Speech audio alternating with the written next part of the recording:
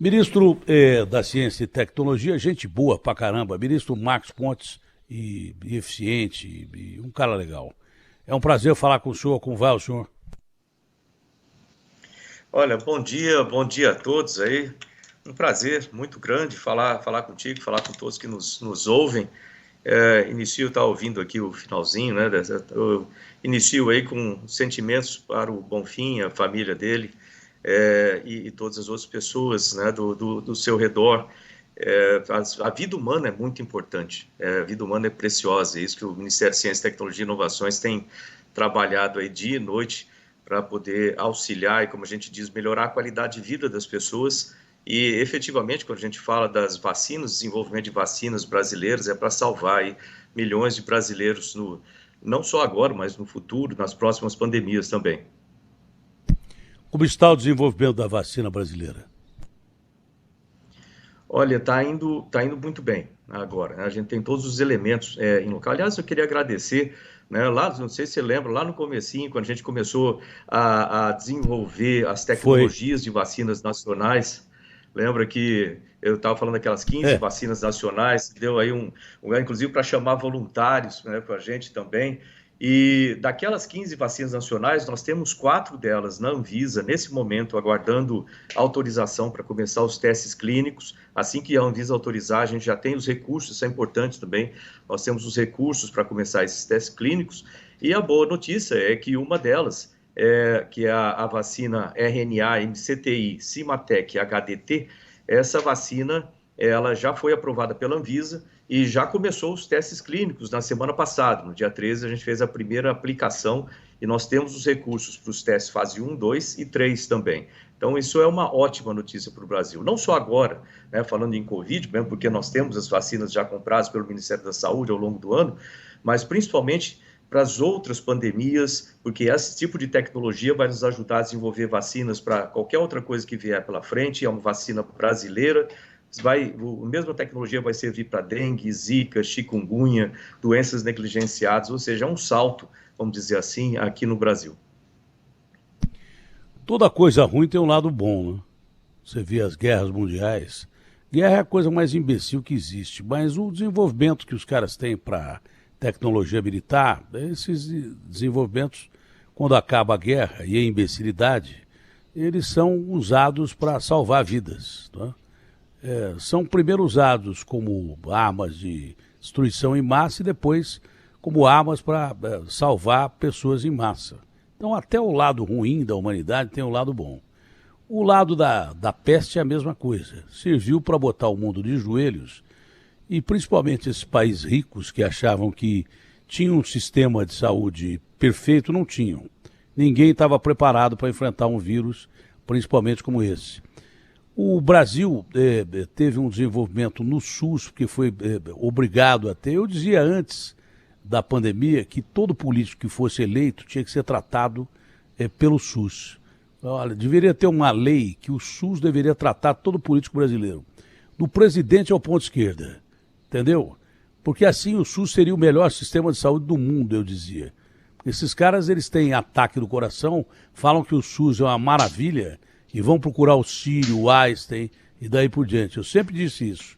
Devia ser lei que todo político fosse tratado pelo SUS. Aí seria o maior sistema do mundo, principalmente porque não iam roubar do SUS, porque eles iam depender do SUS e eles não gostariam de chegar no SUS e não ter uma máquina que eles precisariam usar e daí por diante. Sempre disse isso. Mas o nosso sistema público de saúde, que a gente reclamava de falta de leitos, de gente morrendo no corredor de hospitais, melhorou muito com a pandemia. E daqui para frente, eu tenho certeza, não vai deixar de ter investimento. Quem é que falava em Ministério de Ciência e Tecnologia?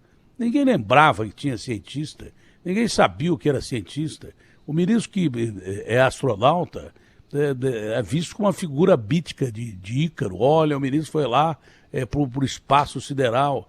Hoje nós estamos considerando isso como parte integrante das nossas vidas, porque foram cientistas que ao lado do médico, do enfermeiro, do pessoal dos hospitais, os cientistas desenvolveram uma vacina em tempo recorde que salvou a humanidade, senão já tinha morrido grande parte da humanidade ou quase todo mundo, porque a tempestade perfeita é um vírus que mata e se propaga pelo ar.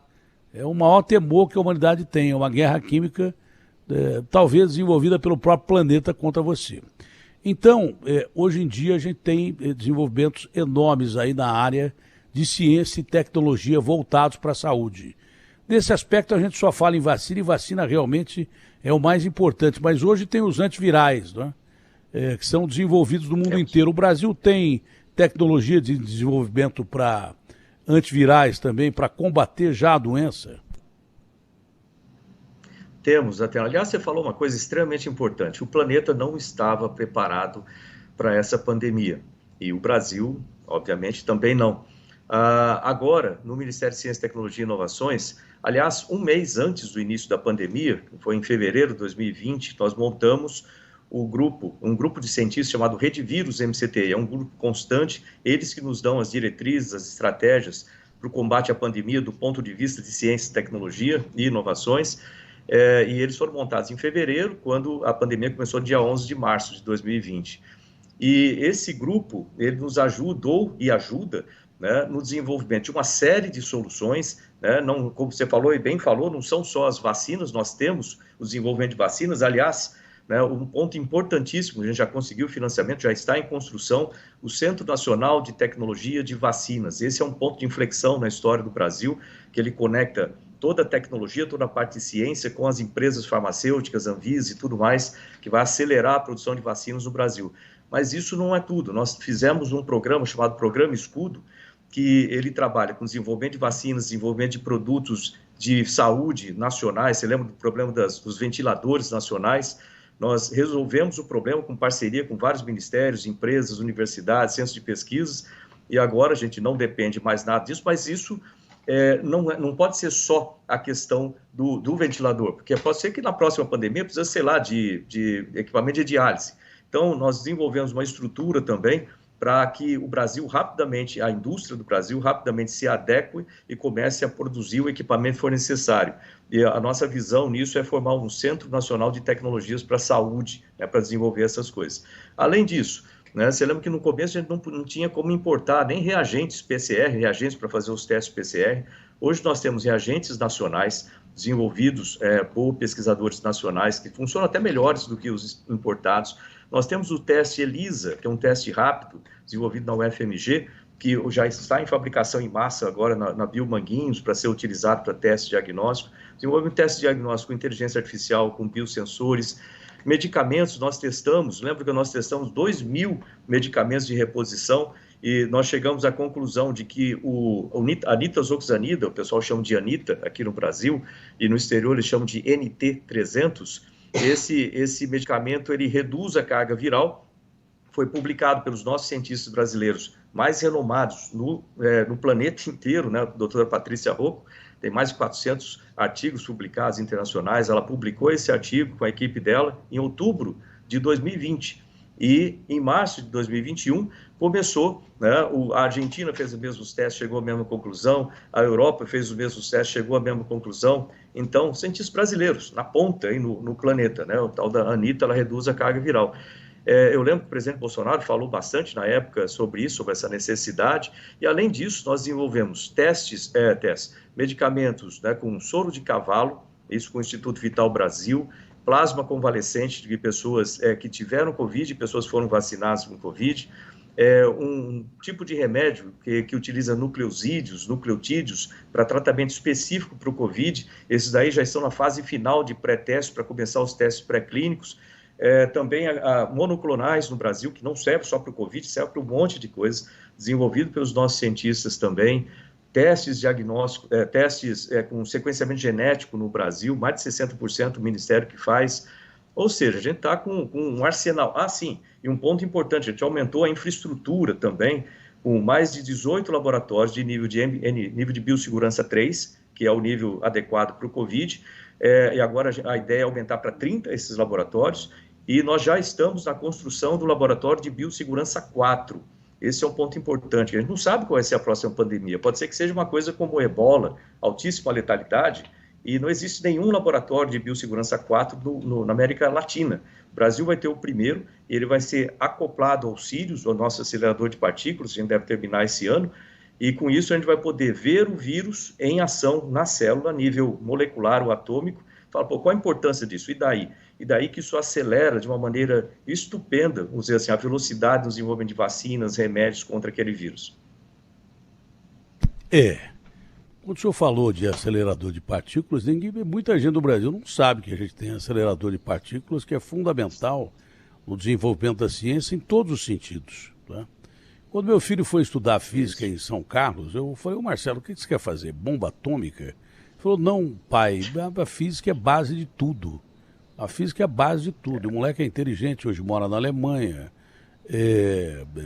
fez a faculdade em 7 anos, o que é muito complicado. Tem gente que demora 15, tem gente que desiste já no primeiro semestre e tal. Ele só ficou porque ele é um moleque inteligente e persistente.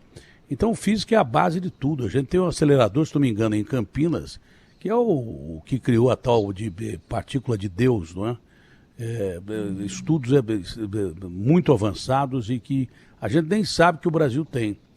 Eu já disse aqui e repito, os gringos não escolheram o Brasil como base de vacina porque o Brasil é bonitinho. Não, porque tem microclimas diferentes, porque tem uma população multirracial, mas porque tem uma base científica incrível. Né? Não só para aplicação de vacinas, mas desenvolvimento de vacinas. E na área de vacinas, o Brasil é colocado, se não entre os primeiros aí, pode ser até entre os 3 primeiros para vacinação, porque ninguém tem um programa de vacinação como tem o Brasil, por necessidade até, de doenças que o ministro falou agora, que os gringos nem ouvem falar mais há muito tempo. Agora, o ministro tem razão quando ele fala em laboratório de nível 4, porque aqui a gente ouve falar de malária que eles já não sabem mais lá fora, chikungunya que eles já esqueceram lá fora. Agora a gente pode ouvir falar de doenças que a gente nunca ouviu falar. Depois dessa pandemia e com um mundo numa situação de imunidade baixa, né, porque essa pandemia afeta o mundo inteiro, não é uma pessoa só, não é um país só, é o mundo inteiro. E, de repente, podem surgir outras pandemias inimagináveis. Como essa pintou, podem surgir outras pandemias inimagináveis que o mundo tem que estar preparado. Então, tem muita coisa no Brasil que o brasileiro não sabe que tem, né, ministro? Exato. Olha, você falou várias coisas aí que são extremamente importantes para a ciência, né? Primeiro, vão acontecer outras pandemias e nós temos que estar preparados. A gente não pode passar por uma pandemia e não aprender com ela. A gente tem que melhorar os sistemas, melhorar todas as nossas barreiras contra isso. Aliás, essa vacina RNA, MCT e Cimatec HDT, ela é uma vacina RNA de terceira geração. Ela tem várias vantagens interessantes, entre elas, por causa do sistema que é utilizado na tecnologia dessa vacina, ela pode ser aplicada em doses muito pequenas, o que melhora muito a segurança, né, agora e no futuro dessa vacina. Além disso, da maneira como ela funciona, ela é aplicada no músculo e ela fica somente no músculo, produzindo anticorpos a partir dali, que também é muito seguro. O acelerador de partículas, aliás, o presidente Bolsonaro foi lá comigo para fazer a inauguração de mais 5 linhas, que mesmo com aperto orçamentário, a gente conseguiu sair de uma linha, quando a gente chegou, para 6 linhas, e agora esse ano, ver se eu praticamente completo o Sirius. Um acelerador de partículas como esse nós temos aqui é 4ª geração, é o mais avançado num planeta como eles, deve ter uns 2 ou 3 aí no planeta só.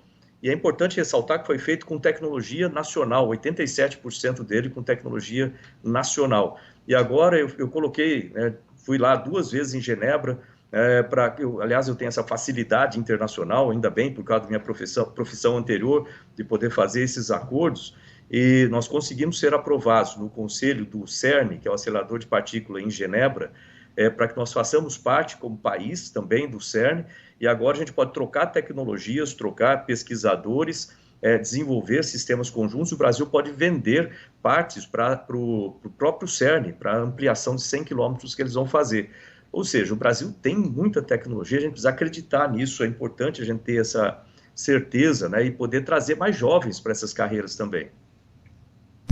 Do ponto de vista científico, e o senhor tem contatos com cientistas do mundo inteiro, como é que as mentes mais brilhantes do mundo estão analisando essa pandemia E se já há, cientificamente falando, uma previsão de que a gente possa estar no estágio final dessa pandemia, que aí vira uma endemia, vira uma gripe ou coisa parecida. Mas do ponto de vista científico, o que é que os cientistas do resto do mundo dizem sobre essa pandemia? Esse nosso grupo, que é a Rede Vírus MCTI, ela tem uma conexão internacional muito extensa, né? Uma rede intensa. Nós temos a rede do Brasil que se conecta com cientistas de viroses emergentes no planeta todo. Inclusive, nós convidamos recentemente, quando saiu a Omicron, eu fiz questão de juntar os embaixadores do sul da África para que eles conversassem conosco, trazer a ciência deles, trabalhando com a nossa ciência, porque não adianta a gente resolver só um problema só num pedaço do planeta, como você falou, os países ricos, etc. A gente tem que resolver isso aí no planeta inteiro. E a maneira como a gente tem para resolver é compartilhar ciência e muitas vezes ajudar os países que têm mais dificuldade para que eles resolvam o problema lá também. E só assim, quando a gente consegue, tem que curar o planeta inteiro, igual uma espaçonave. Não adianta você resolver o problema num módulo, um problema de oxigênio no módulo e esquecer do restante, né? Então, a gente precisa trabalhar em conjunto. E esses cientistas, eles têm, o que eu converso com eles, né? Eles têm alertado o seguinte, né? Existe a necessidade de um cuidado constante, né? A pandemia ela não terminou ainda, existe a necessidade de um cuidado constante. A vacinação, ela funciona no sentido de redução dos casos e etc., minimizar a quantidade de internações sérias, o que é bastante importante também.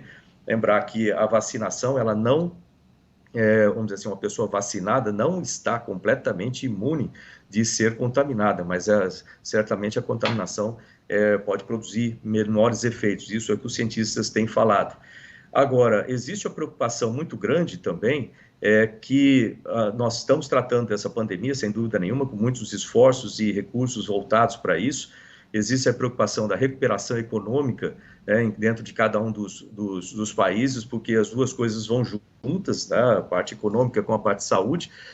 E com tudo isso em andamento, que nós não percamos o foco também no tratamento de outras coisas que continuam acontecendo. Por exemplo, aqui no Brasil a gente continua a ter dengue, a gente continua a ter outras doenças negligenciadas, agora tem esse surto de influenza, aí, de gripe também acontecendo, então tudo isso sobrecarrega o sistema como um todo. Então a preparação dos sistemas, o trabalho contínuo, a formação de pessoal especializado e o cuidado com as nossas equipes de saúde são extremamente importantes. O seu ministério tem passado por dificuldades presenciais exatamente por causa dessa onda de Covid, com influenza e coisas totais, não é isso, ministro? Acho que todos os setores, né, que nessa situação, eu diria que até mais o próprio Ministério da Saúde. Eu li isso, né, aí na capa do UOL, eu li rapidamente, eu acordei agora há pouco, eu li rapidamente isso na capa do UOL, que havia dificuldade no seu ministério, principalmente, com o afastamento de muita gente. Isso acontece de forma geral, principalmente por gripe, né? Acho que a gripe ela tem afetado muita gente. E a Omicron ela tem se espalhado bastante, então isso aí tende a acontecer em todos as grandes instituições com bastante pessoas, né? Mas o fato é que precisa continuar a tomar os cuidados normais, né, para isso, para que continuem os trabalhos. O desenvolvimento também. Outra coisa interessante, né, com relação à pandemia, enquanto eu falava, que eu lembro que eu era o ministro de comunicações antes também, né, quando no início da pandemia. Uma das preocupações primeiras que nós tivemos, junto com todo o setor de telecomunicações do país, era não deixar o sistema cair com a quantidade de novos contatos, com a quantidade de trabalho em casa e etc. E vem aí um elogio aí para todo o setor aí de telecomunicações que realmente soube manter o sistema funcionando. Eu lembro na época, uma coisa que para mim foi surpresa, que nós descobrimos na época que havia 16 mil unidades básicas de saúde sem conexão com a internet. Imagina isso, a gente tem um país do tamanho do Brasil, né, com tantos lugares que precisa ter esse contato, é até difícil de imaginar como é que funciona sem a internet hoje em dia. Então, a gente começou a fazer as conexões graças ao trabalho dos pequenos provedores, que eles começaram gratuitamente a fazer a conexão dessas unidades básicas. É importante ressaltar o trabalho das pessoas, muitas vezes voluntário, para poder ajudar as pessoas. Lógico que sempre existem pessoas ruins no planeta, isso a gente sabe, mas a maior parte das pessoas são pessoas boas, que querem ajudar e querem fazer a coisa acontecer. Então, aquilo ali foi um momento muito importante em que eles trabalharam para conectar. Quando eu passei o Ministério, já tinha 6 mil delas conectadas. Ministro, para encerrar, e se eu tiver alguma outra coisa depois pode completar, o mundo tem que estar preparado também para uma coisa que nós sofremos agora há pouco do Ministério da Saúde, que é o chamado ataque virtual. A guerra cibernética já é uma realidade. As grandes potências, hoje em dia, passaram até a trocar fax de novo, que eu pensei que só a minha mulher fazia isso, e o Real Madrid, que perdeu um goleiro porque um fax chegou atrasado, mas de repente os caras voltaram a usar fax e telégrafo, porque a molecada nem sabe o que é isso que eu estou falando. Mas é um negócio que tem aí que a gente usava antigamente, que o pessoal começou a usar porque é mais confiável, não é hackeado. E o Ministério da Saúde sofreu um ataque de hackers aí há pouco tempo, dados foram perdidos, então nós temos que estar preparados para ataques cibernéticos de inteligência artificial. O Ministério tem trabalhado nisso com certeza, não, ministro? Nós temos, e aliás, esse é um ponto extremamente importante. Né? São dois setores críticos e estratégicos em termos de desenvolvimento de ciência, tecnologia, inovações no planeta como um todo. Um deles é o setor, vamos chamar assim, de transformação digital, que engloba tudo isso, inteligência artificial, internet das coisas, trabalho em nuvem, blockchain, segurança cibernética, etc. O outro setor é a parte de biotecnologia, que é extremamente ampla, né, que vai desde vacina até desenvolvimento de cosméticos, desenvolvimento de novos sistemas, de muita coisa ligados à biotecnologia. Esses dois setores, eu tenho investido muito no Ministério desde o início, que a gente identificou isso lá durante a transição ainda. Então, eu coloquei uma série de prioridades, e dentre essas prioridades, então, a biotecnologia, a gente vê aí, e foi muito bom a gente ter investido nisso lá desde 2019, porque quando entrou na pandemia, a gente já tinha sistemas preparados, né?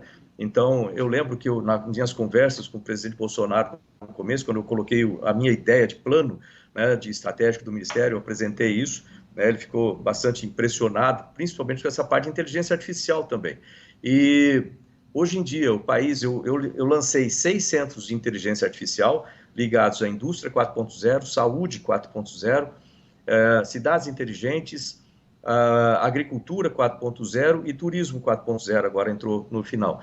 E nós já estamos lançando mais 2 centros de inteligência artificial, um ligado à parte de limite, vamos dizer, fronteiras do desenvolvimento dessa tecnologia, e o segundo, e muito importante, ligado à segurança cibernética. Então, isso fecha esse pacote todo. Lembrar que não é um centro, são vários centros ligados em rede, né, para cada um desses setores. Então, o Brasil está bem, eu diria que o Brasil está bem adiantado em inteligência artificial. Os próximos passos agora.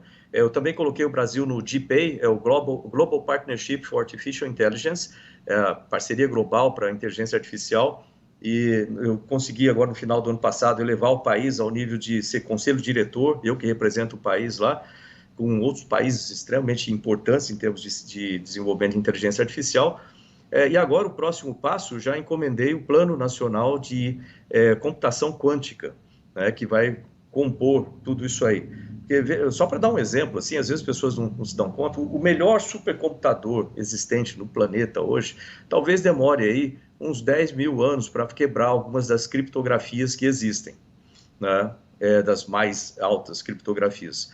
Um computador quântico consegue quebrar essa mesma criptografia em questão de minutos, talvez uns 2 ou 3 minutos. Então, o ganho em computação quântica ligado à inteligência artificial é extremamente alto. E nós já ficamos para trás, o país, em muitas tecnologias do passado, porque faltou planejamento, faltou investimento numa direção constante, sabe? Focar nas coisas, como semicondutores, etc. Agora, a gente não pode deixar a inteligência artificial passar ao nosso lado, a gente tem que entrar. Não, isso é prático. Isso é prático. Do mesmo jeito que você evita uma guerra cibernética, você evita o cara invadir uma conta do cara que está ouvindo a gente aqui. Tipo essas quadrilhas Pix.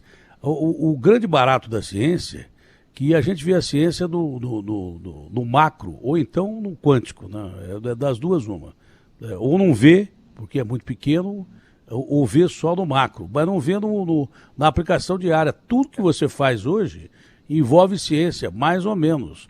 Então, tudo que é desenvolvido de grandes tecnologias artificiais, da inteligência artificial, tudo é para proteger você também. Então é importante. Essa pergunta eu fiz exatamente para isso, que o que está na moda hoje é negócio de quadrilha pixel, o cara hackear a sua conta e tal. Então, desde você defender um sistema de armamentos do país, um sistema de inteligência de um país, você está defendendo cada cidadão em si usando a mesma tecnologia. Esse é o grande barato da ciência, não é isso, ministro? E olha, a ciência, às vezes eu costumo falar assim, aliás, antes, né, de uma forma interessante, mas antes dessa gestão, a gente quase não ouvia falar do Ministério de Ciência, Tecnologia e Inovações, né? Hoje, né, o Ministério está aí Nunca aparecendo ouviu. em muitos setores, porque Ninguém ouvia falar. Foi o que eu falei. Cientista parecia coisa de filme, ou de quadrinho da Comics, ou Marvel. Não é? E olha, nós temos cientistas excelentes no país e eu posicionei o Ministério, primeiro como um hub para conectar todos os esforços do nosso país, que são distribuídos geograficamente, e também no setor público, privado, terceiro setor, um hub para conectar e orientar todas essas ações de forma a gente ter resultados mais rápidos, mais sinérgicos, mais eficientes. E o segundo, posicionamento como uma caixa de ferramentas. Porque, como você falou, ciência e tecnologia elas estão espalhados em todos os setores. Hoje não existe setor que trabalhe sem isso. Você fala em agricultura, você fala em defesa, educação, infraestrutura, saúde, todos os setores precisam de tecnologia, vão precisar cada vez mais, né, de tecnologia. Isso, o futuro é do conhecimento.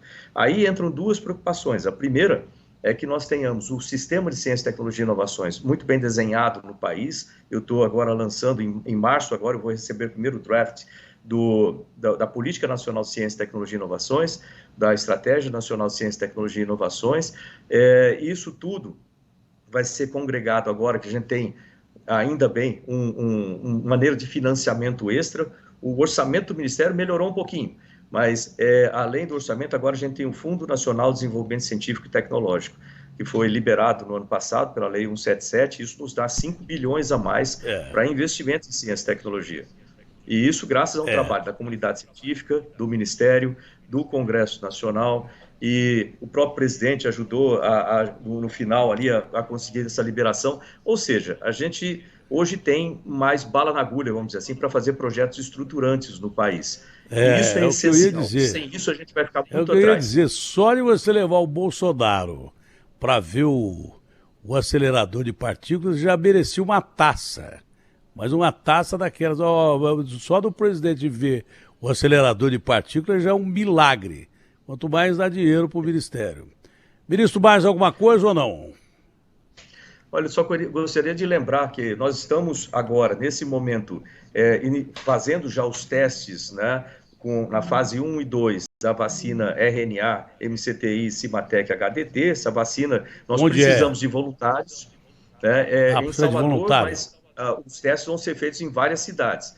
Então, nós precisamos de voluntários. Eu gostaria de pedir para as pessoas entrarem no site do Ministério, gov.br/MCTI. Existem alguns requisitos, vamos chamar assim, né? A pessoa pode não ter tomado vacina nenhuma ou pode ter tomado as 2 doses, tem alguns requisitos de idade, etc. É seguro, né? Esses testes já estão sendo feitos em paralelo também nos Estados Unidos, que isso é desenvolvido por cientistas brasileiros em paralelo com cientistas americanos. Então, está sendo testado nos Estados Unidos e na Índia também. Já 120 pessoas já foram testadas. Quem é voluntário tem que fazer o quê? Resultado. Como é que o voluntário age para ser voluntário, aquele que quer ser voluntário? O que precisa fazer é entrar no nosso site, né, gov.br. Lá existem todas as instruções, né, para os voluntários poderem participar. Tem questões, obviamente, de idade, acho que são, eu vou falar aqui sem muita certeza, mas acho que são de 18 a 55 anos. Então, tem algumas condições que têm que ser cumpridas, mas o mais importante é que a dose é minúscula, é seguro, é terceira geração, esse tipo de vacina, altíssima tecnologia, e as pessoas fazendo isso, elas vão se ajudar e ajudar o Brasil também e o planeta, né? Uma tecnologia aí muito importante para todos. Então, esse é o pedido que eu faço para as pessoas entrarem em contato. Tomara que dê certo como deu da outra vez. Muito obrigado ao senhor, um ótimo dia, saúde, saúde, mais saúde. E um abraço do nosso Andreoli aí. Obrigado, um abraço aí para vocês também, tudo de bom, né? Parabéns aí pelo programa e sentimentos à família do Bonfim. Abraço grande, ministro. O senhor é muito simpático e muito competente. Foi um prazer falar com o senhor.